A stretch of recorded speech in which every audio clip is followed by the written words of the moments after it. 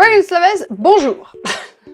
Today we talk about Narciso Rodriguez, one of my top favorite designer brands. I love these fragrances. This is Clemence, I talk about fragrance. Let's go! If you don't know Narciso Rodriguez, it's a fashion designer with Cuban heritage. So their style usually on fashion shows is very unique and very modern. And this is something that you can definitely see in the fragrance as well. The star ingredient, because there's a star ingredient, it's white musk. So how does white musk smell? I'm not talking to you about the natural white musk that smell a bit like a deer. No. I talk to you about white musk. This is something that smells textile, cloudy, velvety sometimes. It smells very pure, very white, has a bit of undertone that is slightly sweet, but not too much. It gives like a very powdery sillage to any fragrance. And it gives like texture, like, you know, to a fragrance. So if you like something that's going to smell clean, if you like something that is going to smell less is more sophisticated, but all in simplicity, you're going to love those fragrances. They all have this signature DNA that is powdery. Okay, let's start by their first collection. In 2003, they launched their first fragrance, so it's quite recent on the fragrance, and it's the line For Her. So we're going to go through the main line. You can definitely check in the description if you're a man and you want to go directly to the masculine range, no problem at all. Otherwise, you can watch everything if you don't care about the genre like me. So let's start by the Eau de Toilette. The Eau de Toilette is the black bottle. This is quite confusing because the first time I encountered those fragrances, I was like, oh, surely the black is the most intense one. Not at all, it's the Eau de Toilette. So the main ingredient, musk, amber, orange flower, and osmanthus. Osmanthus is a white flower that smells apricot, nearly peach-like smell. It depends. But it gives like something a bit velvety to a scent. It's great. Overall, it feels very discreet to me. It's like more like a skin scent, but it does have some character and a very unique composition. So for this one, it's a love or hate. So highly recommend you to try because it's not your easy, simple scent, even though it's quite smart. And it feels quite sophisticated because of its uniqueness. Projects quite well, especially because of the white musk trail that gives that powdery sillage, but it's not heady. It's not the most beast production you're gonna smell. It's actually lingering on your skin. And then you have Narciso For Her, but the Eau de Parfum. So this is the pink bottle. So what does this change for this one? There's a lot of rose. So it feels more that the classic feminine fragrance that you used to smell before, but you have patchouli, so it feels quite more thick, more heady, more powerful.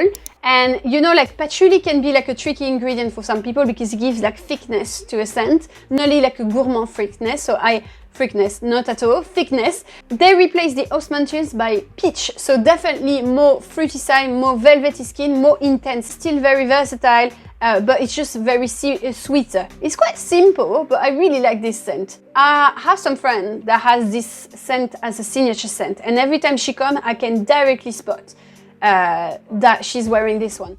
Next one is the Pure Musk. So they did a lot of flankers, but for me that it doesn't sound like a proper flanker. You know, like usually they do Eau de Parfum, Eau de Toilette, intense, blah blah blah blah blah blah blah, and it doesn't feel that much of a difference. These fragrances are actually very unique. They can walk alone, which is great. The Pure Musk has a very clean vibe. It's the most velvety one as well. So it's just the musk, you know, that cottony feel, that textile feel, out of the shower smell.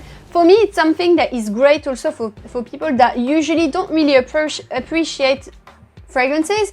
It's very heavy to me in the white musk, so very powdery, but still very clean.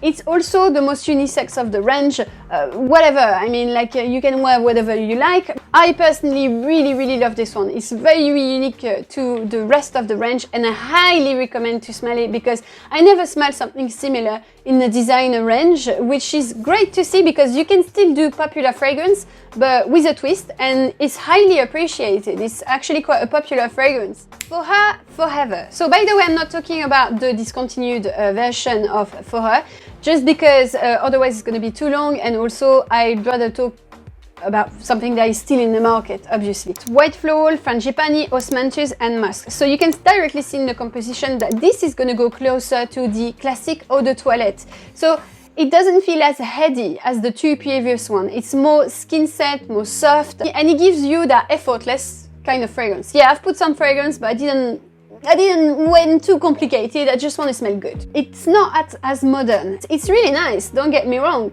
but it feels more basic than the rest. Next one is Musc Noir For Her. It's plum, musk and sweet. So you can feel something like very soft as well, very smooth, but the plum gives very a fruity, gothic look to the scent. Plum, it's, or if you treat it a different way, you can have a boozy effect, or you can have something very dark, very mysterious, and this is what you get here. But at the same time, I feel it's really great for office because it's not full-on heady, it's not project like a beast. It does have a beautiful sillage around because of the musk again, but it could be a great signature scent because of its versatility. So for me, it's a great scent. It's very easy, even though it's got something a little bit dark and vamp at the end. Musc Noir Rose For Her. So basically the change is that plum, pink pepper, musk, rose and vanilla. It dries down with vanilla. So it's much more sweeter and it leaves a much more intense sillage. One of the most beast projection actually. It's very long lasting and it's very heady. So bear that in mind. It's not my favorite, but I can understand why people love it so much because it's different and also quite heavy, and you know, nowadays we want something that projects. Very elegant. So sensual, heady, intoxicating, great one.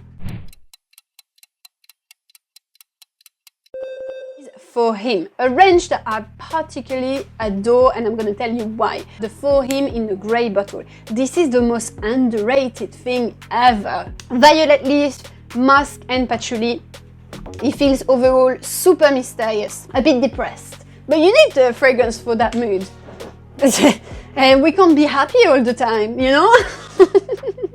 For me, it does feel amazing for fall. The leaves are falling. It's very earthy, actually. Not really like a green touch, but moreover, very earthy. So this is really the vibe, the mood, gloomy mood of fall, which is something I really like, actually. It's quite strong. I find it very classy.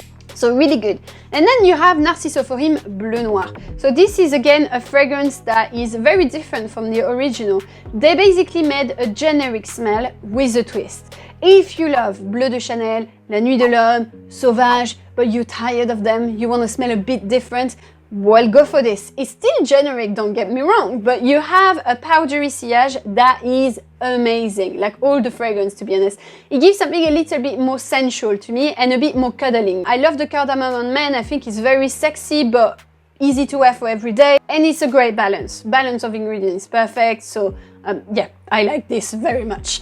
And you have Bleu Noir Eau de Parfum. So what does it change compared to the Eau de Toilette? So very simple, this is musk, vetiver, ebony. So ebony wood is the real difference because you have a dark woody undertone. And usually this dark woody is not dry, it's quite more creamier. It feels a bit more sexier. I still prefer the Eau de Toilette. Also, if you might think, oh, I'm gonna get less longevity and projection if I took the Eau de Toilette. I do not think so. I think they're equal on that level. It's my experience, bear that in mind, but that's what I see.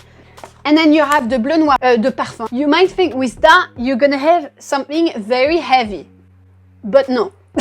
You expect the parfum to be like boom, you know, like super dark, super intense, super heavy. This one is more smooth. It's not heavier, it's smoother. So they've put like more powdery notes and they've put more iris, and that's why it's more powdery, because iris always have a powdery tone, violet-like scent. I feel for me, iris is amazing on men. It gives something reassuring, cocooning, sensual. You want to cuddle it straight away. It's a very charismatic scent on men, I feel, at least for me. Something slightly acidic as well at the start, so it's really nicely balanced. It's gonna make you think directly of Dior Intense, Valentino Uomo Intense. Do you need this if you have those? I do not think so. There's not a massive difference, and that's why I will still go for the Eau de Toilette personally. I actually prefer Dior Intense at this point. Oops. My favorite one, guys. I love Narciso range. Just to let you know, the Narciso Classic is gone. This is one of the first time I see that. The flankers stayed, but the Classic is gone. But the Narciso Poudree is doing the job for me, so I'm not that sad. This is one of the best designer fragrance I have. I would advise it to everyone. It's jasmine and rose, so full on flowery. Musk and coumarin. Coumarin is close to Tonka, so vanilla-like but roasted. When you smell that, you smell your blusher, you smell your powdery makeup. It's even more powdery than the other powdery ones of Narciso Rodriguez. It's soft, but the longevity and the projection, it's a bonus to have that. I don't judge my fragrance by the longevity, but let's talk about it. It's amazing. This is one of the only designers that I have that I spray once or twice and I'm good for the day. I smell it on me like crazy. I love to be enveloped in that powdery makeup. I feel it's very feminine. I love to wear it when I'm going out or even on a day if I'm doing some shopping, things like that. I love it. Narciso Rouge. So you have Eau de Toilette, Eau de Parfum. Let's talk about the Eau de Toilette because this is the one I have. I love this too. I absolutely love this. Double check before, I don't know what's happening with this one, but when I go somewhere, it's always sold out. Anyway, a heavy note of Lily of the Valley, rose is full on rose really, but Lily of the Valley that makes it quite delicate actually, quite romantic. It's the romanticism. I actually wore that in Valentine's Day quite a few times now, and I just love the vibe. It makes me think of a potpourri. You know when you dry rose petal and you have that smell at the end, it does smell like that. Very powdery again. It's actually even more powdery than the Poudree. Yeah, and there's something a bit uplifting to it that I really love. It may be feeling a bit more mature though, just to let you know, because of that potpourri vintage vibe, you know. Let me tell you a story. One day I was at the restaurant with some of my girlfriends, and one of my friends said, "Oh, what's your perfume, blah, blah, blah." And I said, "Oh, this is the one." And she said, "Oh my God, that's why I recognize it. That's the fragrance of my grandma." Awkward. But I was like, she was like, no, they smell amazing on you. I can smell you from here. It's beautiful. I was like, don't worry, it's okay. Your grandma has amazing taste. But it's true that when I smell it, I can understand why it appeals to more mature women. For example, the parfum that has more iris, so it feels more violetly. Like actually, it feels more like a lipstick scent. Rosy, more tonka, more vanilla, so it's definitely more sweeter. Fluffier, it's creamier, and it's sexier. Sultry, syrupy, heavy on the syrup actually. Don't get fooled by the color. Usually when we see in designer range the red color, we think of, for example, a good example, Si, Passionné, L'Interdit Rouge. And this fragrance gives something like more vamp, dangerous vibe, mysterious vibe, like sexy, dark, you know.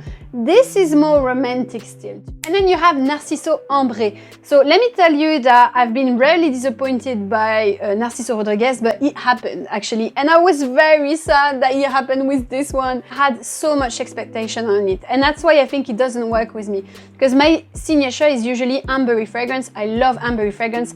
It's an accord that you get amber when you mix vanilla and incense, vanilla, frankincense, vanilla, benzoin. So you know that vibe that is, you know, this oriental beauty. I don't know, I love this. It's mysterious, it's bewitching usually. Sometimes it's resinous, so you can even give something like neroli churchy, but you know, it's so beautiful, you know. So I was expecting something really heavy, you know. Not at all.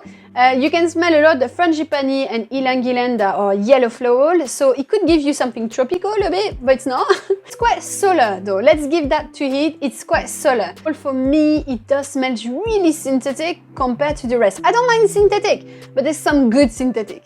And this, I don't know, like I didn't feel anything ambery. And it's not that intense, you know. If you give me Narciso, Ambree, like I want heavy, voila. And then after they did Eau de Neroli Ambree, so a flanker of this one really. It's white floral, orangey, musk, cashmerean, so it's quite velvety, it's soft, and you can smell really the neroli because it gives like this white flower, orangey tone. So it's great for summer. If you want something very easy, not complicated, but I feel for summer there's so much better. It's a bit forgettable. I would happily wear it for summer, no problem. It's not a bad fragrance, but it's really disappointing compared to the rest to me. So my top 5 fragrances that I would highly recommend to you. Musc Noir. I recommend you Musc Noir because it's very different and it's the best projector of the range. If you want something unique and a bit sexy, this is great.